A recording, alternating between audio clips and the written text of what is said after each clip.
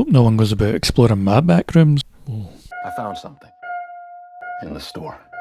What did you find? The concept of mysterious and malformed rooms that go on endlessly with no rhyme or reason to them is inherently interesting. Throw in a boogeyman and that fear of not knowing what's around the corner, and you've got something that's addictively unsettling. So merging your fear and your interest, you should get something that draws you in and makes you want to go deeper. So then why does Backrooms not fully achieve that? All the pieces are there for Backrooms to be a 5-star horror experience. A film that you rave about to your friends and tell them how scary it is and how fun and exciting the mystery is. And in nearly every way it is that. But there are a few narrative missteps that stop it from being what it fully could be. So when this film is an outright horror experience, it is great. If you're just looking for a good scary movie to creep you out in the cinema, Backrooms is the one to go see. Co-writer and director Kane Parsons shows that he really knows how to play well in the horror space. There were so many moments that had me curling up in my seat, had my palms sweating intensely. As a horror film, this is one that will leave its mark on you and will be a rough ride throughout. But beyond that thrill of feeling scared and wishing the characters would just turn back and walk away, there is this ironic emptiness to the film. Conceptually, the film isn't capable of expanding upon scary rooms with a boogeyman that goes bump in the night. It certainly tries to be more, but it ends up feeling quite unnecessary. And there is a decent effort to develop the characters into more than what they are, and feel like they're interwoven to the concept and the themes that are there. However, this ended up feeling more contrived than anything else to me, and as if it was trying to make it into something more than it actually was. And I suppose from that stems my main issue with Backrooms. The idea of Backrooms is far more interesting than the understanding of Backrooms. It's like a magic trick. It's far more interesting to not know how it's done and try and figure it out than to sit there and have someone try to mind down into the psychology of it all. By trying to make a haunted house an allegory for the human condition, Backrooms seems to forget what makes it so interesting in the first place. The unknown is scary and exciting, especially when it's melded with the mundane. That's something that will just draw you in. But once you have someone's attention, you either offer up something interesting or you leave it open-ended. Don't land somewhere in the middle, which is what I feel Backrooms does. But I have to say, I did really enjoy Backrooms. As a horror film, it is so good. It is such a scary time. That is a film that will just grip you and hold you in that moment, and you'll just be like, please let me out of here, please let me out of here. It's a film I have to recommend, not only because what Kane Parsons does is so interesting and he's a voice in the horror landscape I'm excited to see more of, but also there is so much to just take away and enjoy in this film. Experiencing that horror is just so addictively fun. So on Letterboxd, I'm going to go for 3 stars. So there's my review for Backrooms. I'd love to know what you thought of the film. Let me know down in the comments. This has been Musing and Movies. There are links in the bio, and I will see you in the next one.